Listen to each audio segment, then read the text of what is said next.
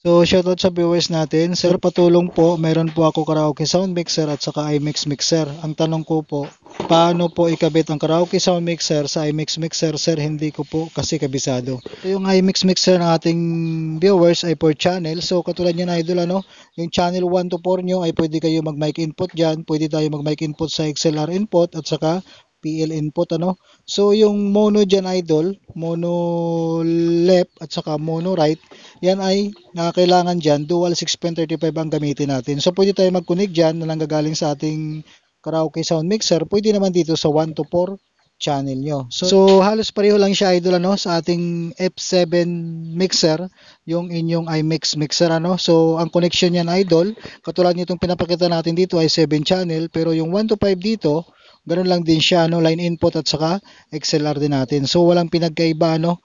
Ng connection. So, dito sa 6 and 7 natin, ito yung mono niya. So, sa inyong iMax ay mono left at saka mono right, ano? So, ito ang ating mono left sa 6 at saka mono right sa 7. So, kailangan dalawa yung input dyan, idol, para sa left. Ito, dapat magkaroon siya ng output. Tapos itong right, dapat may naka-input din dito sa 7 para sa kanyang right. So, ganito lang siya, idol, ang gagawin natin. So, ang connector dyan, idol, na kailangan natin, katulad nito. Ayan, single 6.35 to dual RCA.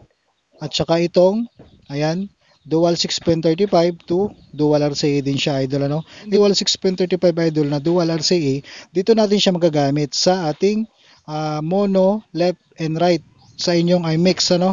So, dahil 4 channel siya, yung mono left and right nyo dyan, katulad nyan, dyan nyo i-input yung dual 6.35 katulad nito. Ayan. So, yung dual RCA natin, ito yung i-output natin sa ating karaoke sound mixer, ano?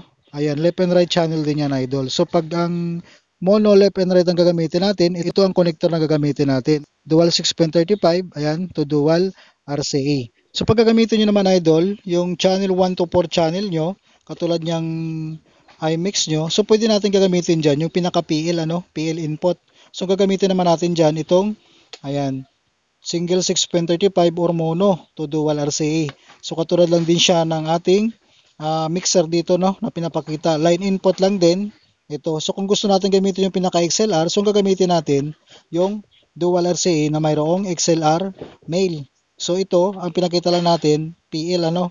So, dito natin siya i-input sa line input. So, dito, idol, ano, pinakaiba lang kasi dito, pag naka-line input tayo dito, katulad lang din sa mixer nyo, na iMix, pag nasa line input tayo, so magiging stereo output niya, ano. So, left and right channel natin dito, magkaroon ng output din yan.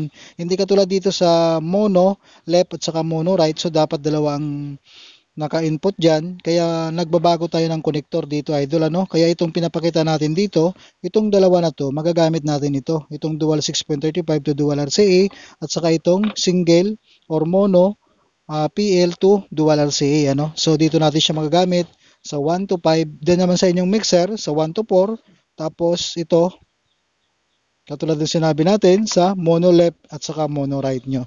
So, pag ganitong mixer, idol, dito sa 6 and 7. So, ganoon lang siya, idol. Madali lang connection basta mayroon tayong mga connector na ganito para sa inyong karaoke sound mixer to mixer.